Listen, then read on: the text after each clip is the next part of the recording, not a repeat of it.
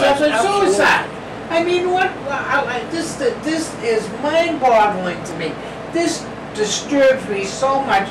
I mean, especially after just watching, which we did, the Michigan situation with the 21-year-old.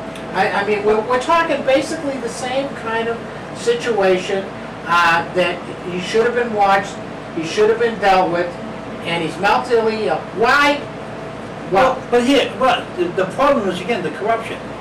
Exactly. Here's an individual that if you can go online and get the Boston Globe for July the 16th, all right, and it was Jonathan Salzman that wrote the article, and the rate of more than 4 times the national average is what the death thing is in Massachusetts. Now, there were programs that were supposed to be designed, they were supposed to do this and that. Now, the Department of Corrections spokesperson, this is the comment this person had the audacity to make. In response, the Correctional Department's Whiffen said suicide prevention is a top priority and we have made significant investments to protect the prisoners in our care. Excuse me. A rate of more than 4 times the national average. Somebody is full of shit. Amen. And it's with it. Amen. Amen.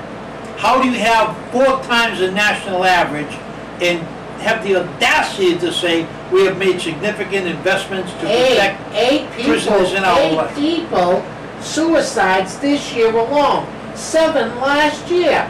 That doesn't make any sense at all, and I'm sure that most of these are mentally ill. Why aren't they at the state hospital? Why aren't they under mental health care? Because the cost of prisons, what's interesting, if you go to the Department of Corrections, you'll find out that minimum level institutions are very cheap to run. They're very cheap to build. As you go up to the mediums, the cost is higher. As you get to the maximum prisons, the cost is even much higher. And when you get to maximum security, the cost is really high. But guess what? The mental institutions, the cost is off the charts. Off the charts. Well, so it's a cost factor. It's a cost factor in the whole thing. Okay?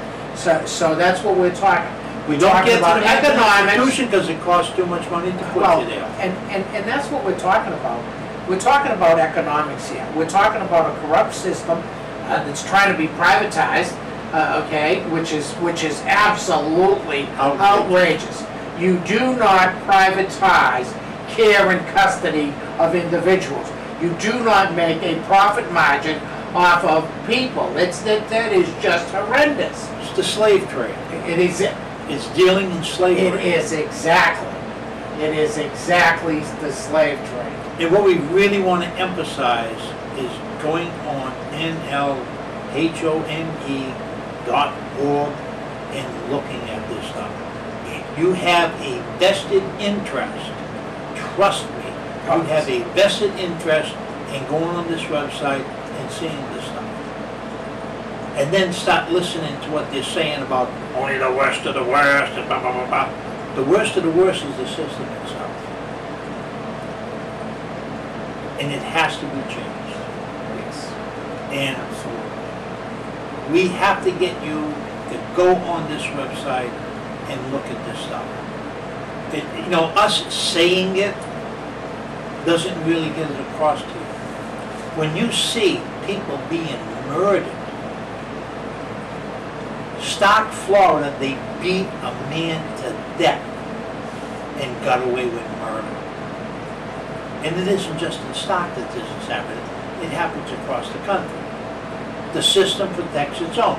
When they beat somebody to death, they get a slap on the wrist. And that's one of the reasons I support, we support the bill that they're going to try and get the Red Cross to go in and see detainees across the country in our U.S. prisons to see what's happening to them. Absolutely. Somebody has to go in and watch what's going on.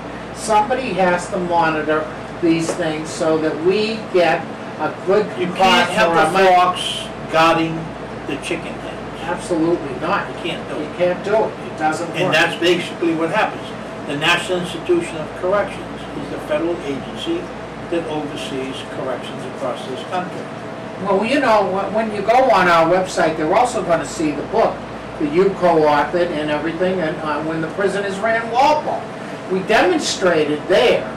We demonstrated for 12 weeks, 3 months, okay, that you could take a prison, the most violent at the time prison in the country. The guards walked out. The guards walked out and left. This was in 1970. 72, 73, okay? The guards walked out. We took over the prison, okay? You were inside at the time. I was I was on the outside. I had just got parole. But we got to observers on the outside, put together a lot of stuff. And that prison went from the most violent prison in the country for nobody got a slap. You got to explain some of the problems. Go ahead. Walpole Prison opened in 1956. From 1956 to 1971, there were maybe 3 murders in Walpole. Then all of a sudden, in an 18-month period, there were 20 murders. The place was insane. And the reason, we find out later on, is that Walpole Prison had a 580 population. 265 prisoners were on a drug called Tauin, a synthetic narcotic. A pile of inmates were on dexamphetamine, Adderall, 80 milligrams a day. They were paranoid. I mean, they were trying to control the prison population with drugs, and as a consequence of that, 20 people lost their lives. And nobody was taken to task for having tried that experiment with drugs. Read the book, When the Prisoners Ran Walpole. Prisoners ran Walpole for 12 weeks. Nobody got slapped, let alone killed. And they panicked when they saw that the prison could be run rationally, sanely, without the guards. Yes. You know, prisoners don't want to come back to prison. You understand that? They don't want to come back to prison. They don't have the skills or the techniques to survive out in the street other than using old school methods. Right. Rehabilitation works. We've demonstrated it in numerous examples of it, but basically what I really want you to do is go on this website and check out the main thing on the chair, check out the BBC thing, and check out the thing on the kid Sauter, who dies right before your eyes, and the callous nature of the correctional system that allowed him to die. We want you to see that, and we want you to do exactly what we asked. We hope you will do it for us, and we're going to be back in about another week. We're doing a series on these things. I hope you are well informed. That's what we're trying to do. We're trying to inform you to what is a positive thing, and you're on the receiving end of this.